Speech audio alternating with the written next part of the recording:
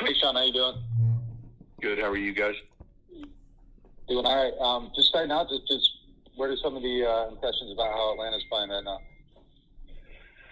Well, look, I haven't played them already. They're fairly healthy defensively. So scheme-wise, you're seeing it for a second time. I think they're doing a pretty good job forcing takeaways.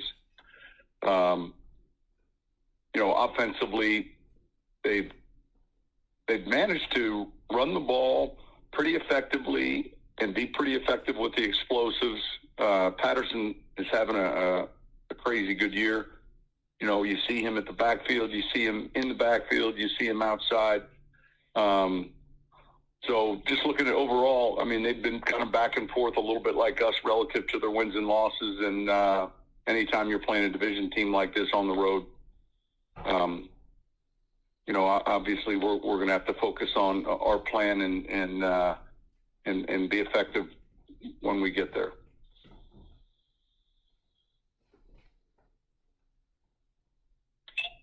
Sean, does some of the way they use Patterson remind you a little bit of how y'all use Alvin, or is it kind of different?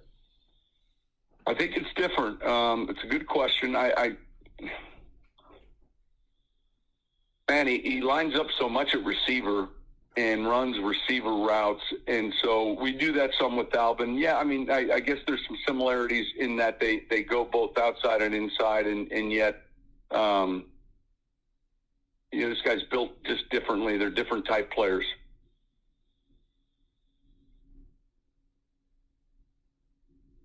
Sean, you guys have had a lot of success pressuring Matt Ryan over the season. Did they do some things a little differently the first time to kind of give him a little bit more time? Or?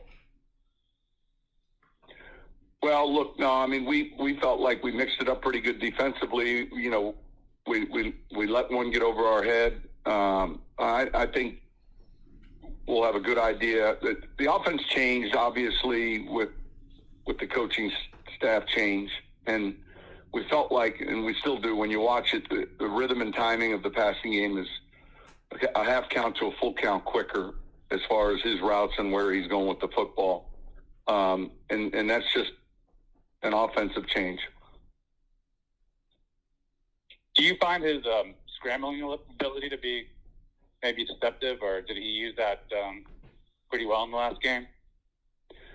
He's always been able to flush from the pocket. If you go way back, he's been one of those guys that climb heavy off of those naked boots and get the ball down the field. And so a lot of it's dependent on who he's had running the offense for him. But he'll climb up and peel off 10 yards on a third down easily, or he's a good athlete. How have you seen Thomas Morstead catch on since he got? I follow him on social media because every time he lands at the opposing airport, he always sends a tweet out, and I used to get on him about it. I said, if the terrorists were tracking this, Thomas, they'd just follow you on Twitter. Listen, I'm excited he's landed. He's obviously still got a lot of gas in the tank, and he means so much to us relative to his time in history here. I'm one of his biggest fans. Is it a little weird seeing him in red and black?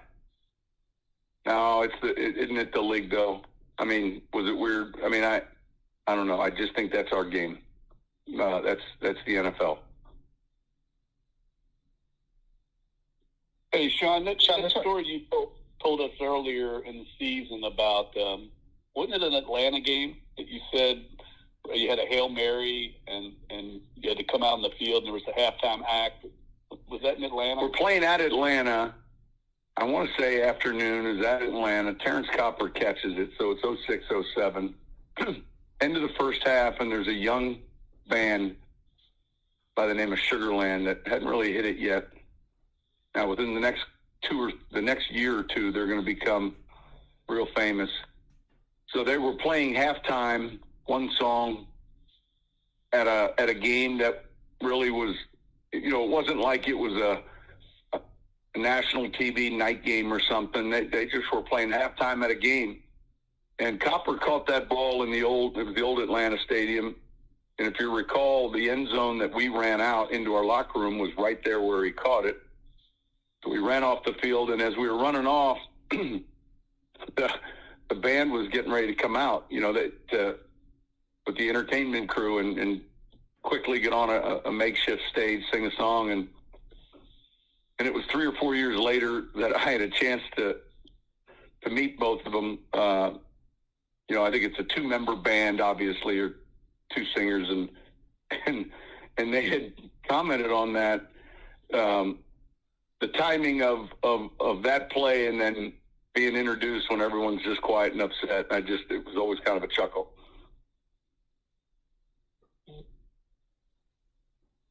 Sean, is there a level of chemistry with like the running back and the offensive line, and just when those guys are going in and out, like does that change maybe like how they anticipate blocks or set things up at all? Yeah, I think the chemistry comes, the cohesiveness with 5 guys up front working together. I think it comes with that group. We didn't rotate or change as much last week with the runners. And so a lot of it has to do with just the same 5 guys working, or experienced guys working on what we're trying to do in the run game. And I don't think last week's first half struggles had anything to do with chemistry. I think it had a lot to do with us not blocking things well. Sean, I know one of your favorite lines from Bill Parcells is "You are what your record says you are." Does this year's record require an asterisk and an explanation more than that? Or No, I don't. None is needed. I can't recall playing in a game where you looked at it and you said, after this game, we have a chance to be 9-8 and going into the postseason, or 8-9, and then just put that one away and file that one away, and that'll just whatever. You'll be able to explain to anyone, hey, why we were 8-9, but 9-8 into the postseason is exciting to me, and it's going to require us to play well in this game. And I know you don't want to give any injury. I know you don't want to give any. There aren't any injury updates though, so there's no I know you don't want to. Go ahead, Mike. Well, I'll ask, and you can. Since we haven't even seen Ryan Ramczyk be like on the practice field questionable like we have with Tron, I mean, is he actively working? Is there a hope he'll play before this season ends? We'll see. Obviously, we're hopeful for both of those guys.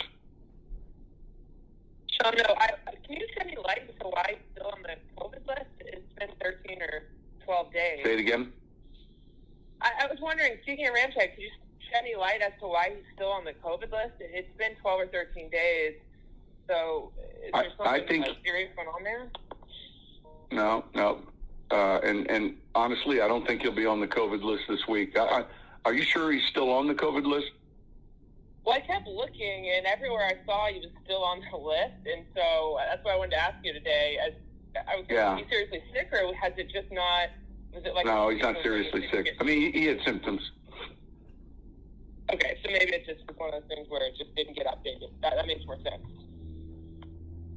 Hey, a little tongue-in-cheek here, but how many yards should Callaway have had in the last game? And what kind of job is he doing, kind of developing a rapport with Taysom Hill in these last few weeks?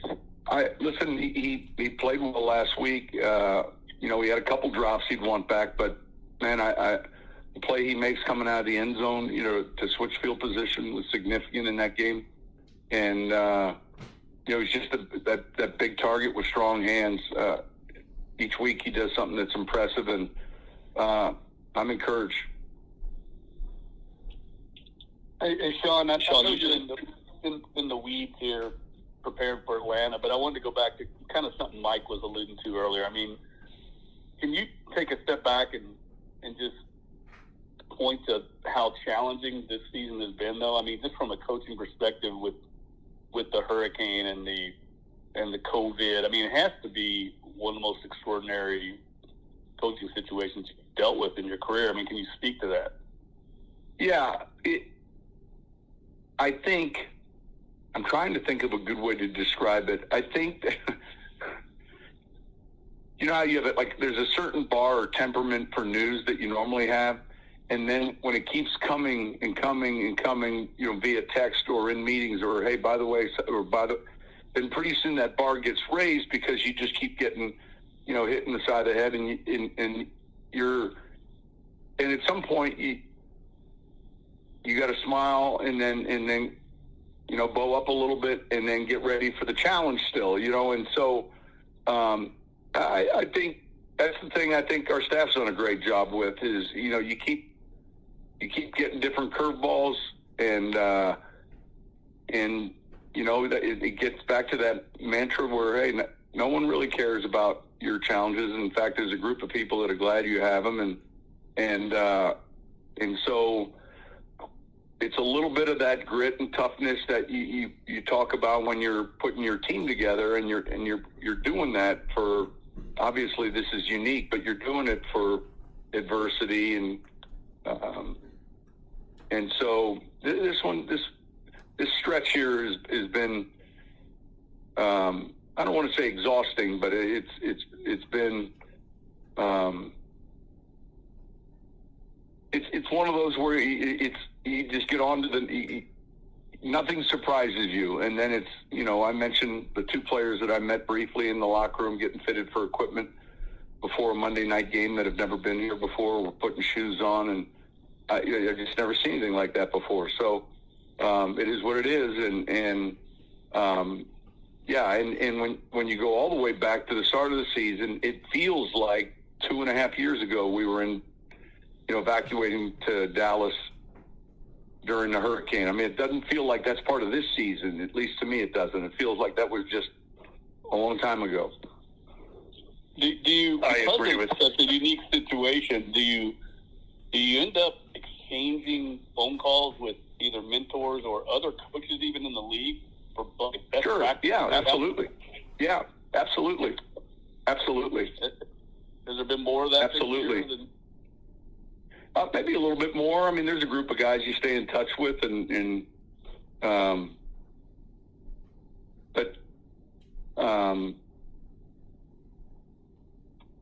I mean, I think across the board, everyone's dealing with, similar type problems. And then, the challenges of staying healthy to begin with, and then dealing with that. I think that, it keeps you busy, certainly.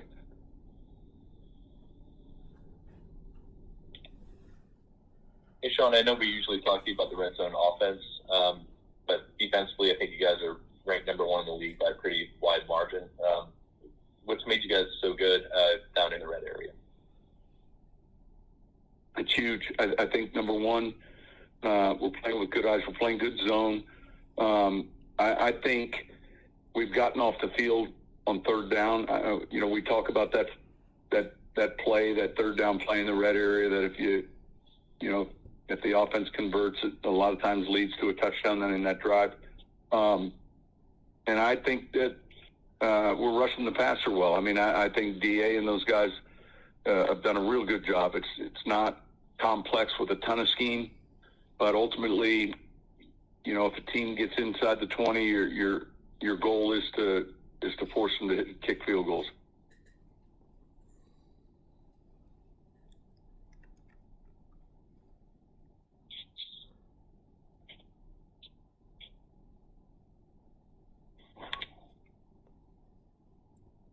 All right, guys. Thank you.